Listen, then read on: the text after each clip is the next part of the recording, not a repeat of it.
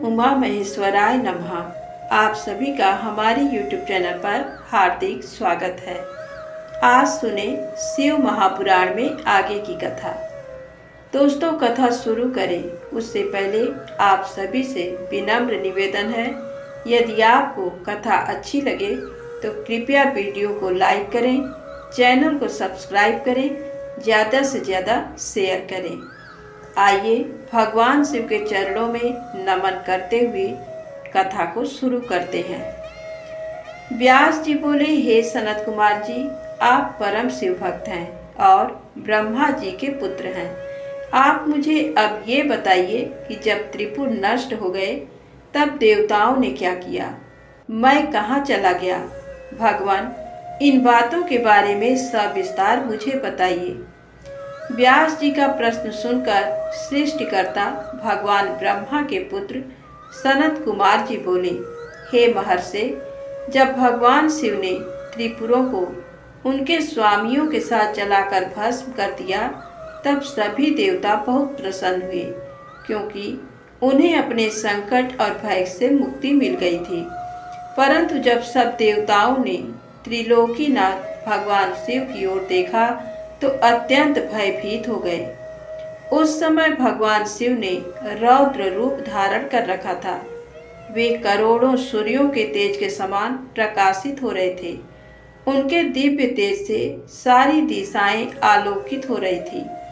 भगवान के इस रौद्र और प्रलयंकारी रूप को देखकर कोई भी उनसे कुछ कहने का साहस नहीं जुटा पाया। सब नतमस्तक खड़े हो गए। यहाँ तक कि श्री हरि और ब्रह्मा जी भी शिव जी के इस रूप को देखकर आतंकित हो गए थे। कोई भी भगवान शिव के सम्मुख मुंह नहीं खोल पाया। देवसेना को इस प्रकार भयग्रस्त देखकर ऋषियों ने हाथ जोड़कर भगवान शिव को प्रणाम किया। ब्रह्मा जी, श्री हरि, विष्णु, देवराज इंद्र सहित सभी देवता और ऋषि मुनि भक्त वत्सल कल्याणकारी भगवान शिव की स्तुति करने लगे।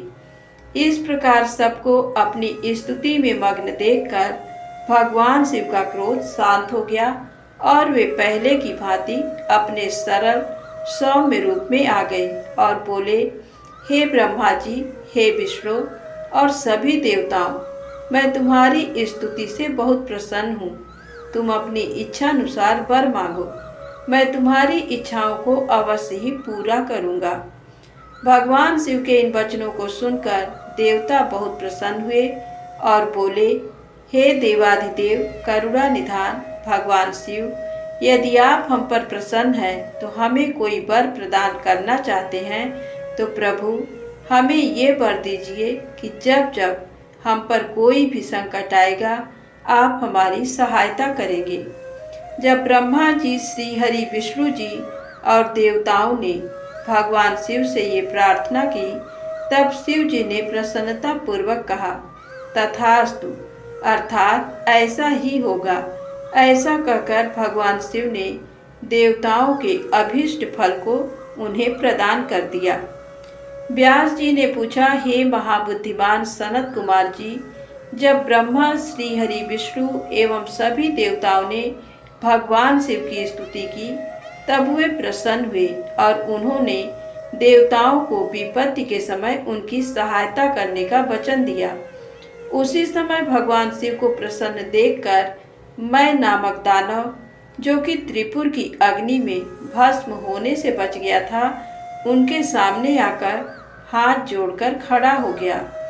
तत्पश्चात मैंने निर्मल स्वच्छ हृदय से करुणा निधान भगवान शिव की स्तुति करनी आरंभ कर दी। उसने भगवान शिव के चरण पकड़ लिए। मैंने भगवान शिव से कहा, हे करुणा निधान भक्त वत्सल भगवान शिव, मैं आपकी शरण में आया हूँ, अतएव आप मेरी रक्षा कीजिए। इस प्रकार मैंने प्रभु की बहुत स्तुति की। उसकी ऐसी भक्तिमय स्तुति को देखकर भगवान शिव प्रसन्न हो गए और बोले, हे दानव श्रेष्ठ, तुम अपनी परेशानियां भूल जाओ और अपने कष्टों का त्याग कर दो। मैं तुम पर प्रसन्न हूँ।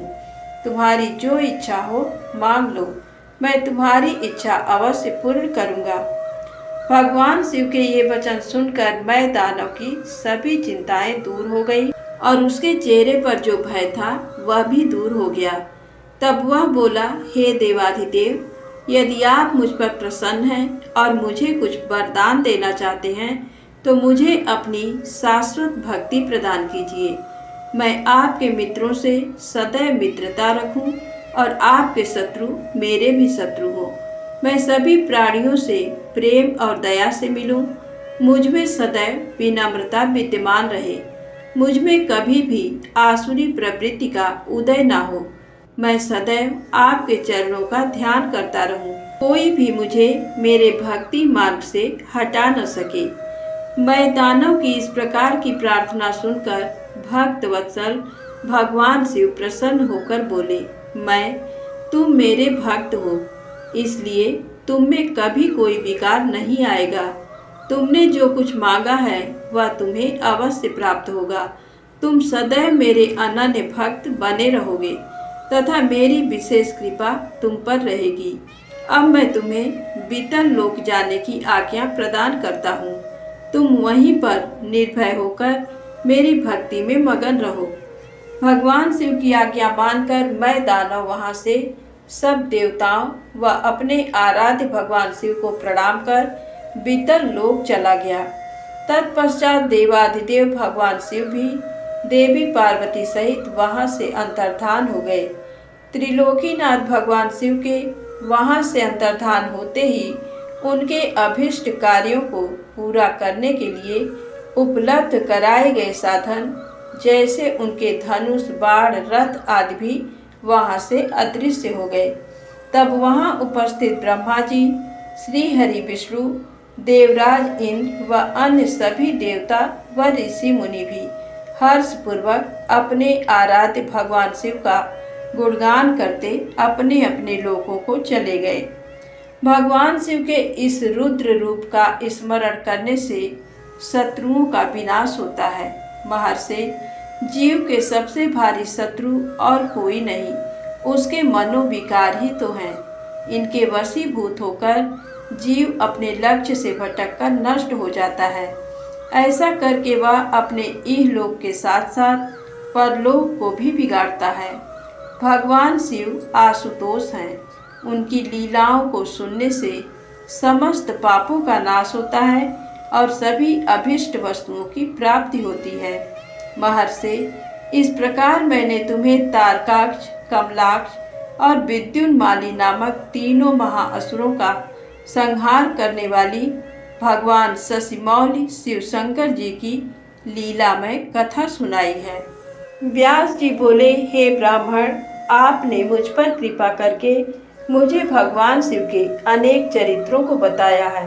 अब मैं आपसे एक और कथा जानना चाहता हूँ।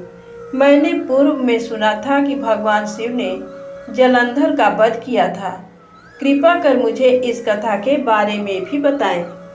सूत जी बोले, जब व्यास जी ने महामुनि से इस प्रकार पूछा तो सनत कुमार जी बोले, हे महामुने, एक बार की बात है। देवगुरु बृहस्पति और देवराज इंद्र भगवान शिव के दर्शन करने के लिए कैलाश पर्वत पर गए। तब भगवान शिव ने अपने भक्तों की परीक्षा लेने के विषय में सोचा। उन्होंने मार्ग में उन्हें रोक लिया। कैलाश पर्वत के रास्ते में ही वे अपना रूप बदलकर तपस्वी का वेश धारण करके बैठ गए। जैसे ही देवराज इंद्र वहां से निकले, उन्होंने तपस्वी से पूछा कि भगवान शिव अपने स्थान पर ही हैं या कहीं और गए हैं। ये पूछकर उन्होंने तपस्वी से उनके नाम आदि के विषय में भी जानना चाहा, परंतु तपस्वी रूप में शिव जी चुप रहे और कुछ नहीं बोले। उन तपस्वी को इस प्रकार अपने प्रश्न के उत्तर में चुप देखकर देवराज इंद्र बहुत क्रोधित हुए। वे बोले, अरे, मैं तुमसे पूछ रहा हूँ और तू है कि उत्तर ही नहीं दे रहा है। जब तपस्वी ने पलटकर पुनः उत्तर नहीं दिया, तब इंद्र ने हाथ में वज्र लेकर तपस्वी रूप धारण की भगवान शिव पर आक्रमण कर दिया। परंतु शिव जी ने तुरंत पलटवार करते हुए इंद्र के हाथ को पीछे धकेल दिया। तब क्रोध के कारण शिव जी का रूप प्रज्वलित हो उठा और उस तेज को देखकर ऐसा प्रतीत होता था कि ये तेज सब कुछ जलाकर भस्म कर देगा। इंद्र की भुजा को झटकने से इंद्र का क्रोध भी बढ़ गया, परंतु गुरु बृहस्पति उस तेज से भगवान शिव को पहचान गए। देवगुरु बृहस्पति ने तुरंत हाथ जोड़कर देवाधिदेव भगवान शिव को प्रणाम किया और उनकी स्तुति करने लगे। बृहस्पति जी ने देवराज इंद्र को भी शिव चरणों में झुका दिया और क्षमा याचना करने लगे। वे बोले कि हे प्रभु, अज्ञानतावश हम आपको पहचान नहीं पाए। भूलवश आपकी अवहेलना करने का अपराध देवराज इंद्र से हो गया। हे भगवान, आप तो करुणा निधान हैं।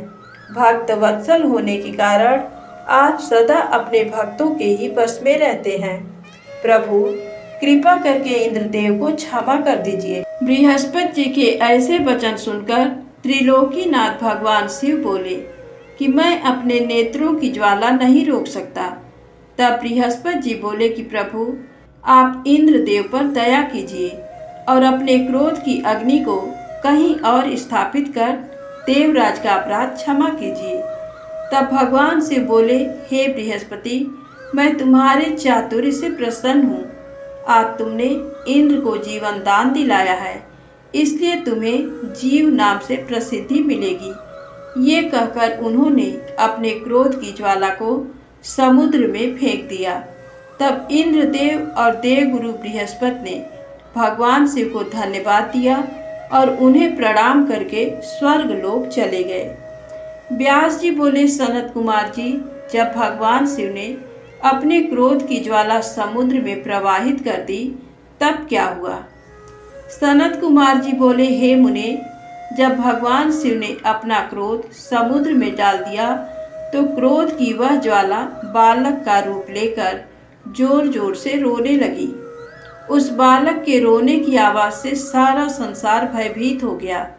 पूरा संसार उसकी आवाज़ से व्याकुल था। तब सभी चिंतित होकर ब्रह्मा जी की शरण में गए।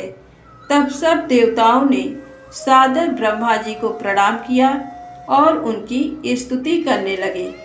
तत्पश्चात वे बोले, हे ब्रह्मा जी, इस समय हम सभी पर बड़ा भारी संकट आन पड़ा है। प्रभु, आप तो सब कुछ जानते ही हैं। उस बालक ने जो समुद्र से उत्पन्न हुआ है, अपने भयंकर रुदन द्वारा पूरे संसार को आहत किया है। सभी भय से आतुर हैं। हे महायोगिन, आप उस बालक का संहार करके हमें भयमुक्त कराएं। देवताओं की इस प्रकार की प्रार्थना सुनकर ब्रह्मा जी अपने लोक से पृथ्वी लोक पर उतरकर उस समुद्र पर पहुँचे जहाँ वह बालक विद्यमान था। ब्रह्मा जी को अपने पास आता देखकर समुद्र ने भक्ति पूर्वक उन्हें प्रणाम किया और उस बालक को ब्रह्मा जी को सौंप दिया। तब ब्रह्मा जी ने आश्चर्यचकित होकर समुद्र देव से प्रश्न किया, ये बालक किसका है? ब्रह्मा जी के इस प्रश्न का उत्तर देते हुए समुद्र देव बोले कि हे भगवान, ये बालक गंगा सागर की उत्पत्ति स्थल पर प्रकट हुआ है, परंतु मैं इस बालक के विषय में और कुछ नहीं जानता।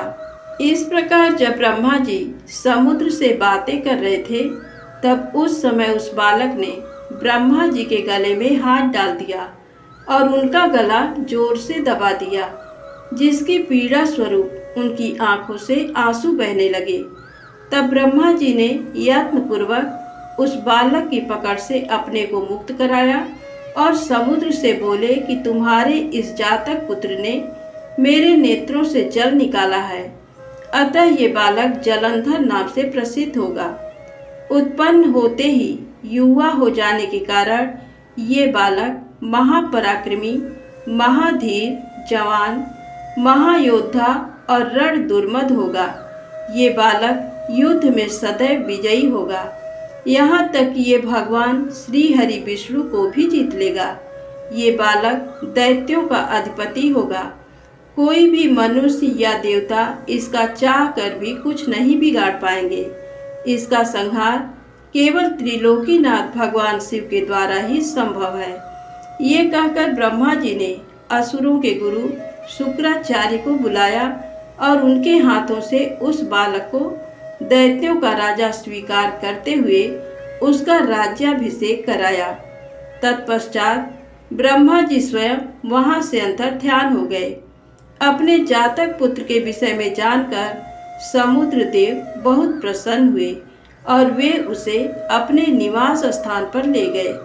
कुछ समय पश्चात उन्होंने जलंधर का विवाह कालनेमि नामक असुर की परम सुंदरी पुत्री वृंदा से उत्पन्न करा दिया। जलंधर आनंद पूर्वक अपनी पत्नी के साथ निवास करने लगा और असुरों के राज को बड़ी चतुराई और कर्तव्य परायणता के साथ चलाने लगा। उसकी पत्नी वृंदा महान पतिव्रता नारी थी। आज की कथा यहीं समाप्त होती है। प्रेम से बोले शंकर भगवान की जय हो। दोस्तों, यदि आपको वीडियो पसंद आए, कहानी अच्छी लगे तो प्लीज़ चैनल को लाइक सब्सक्राइब अवश्य करें, ज़्यादा से ज़्यादा शेयर करें। जय माता दी, जय भोलेनाथ।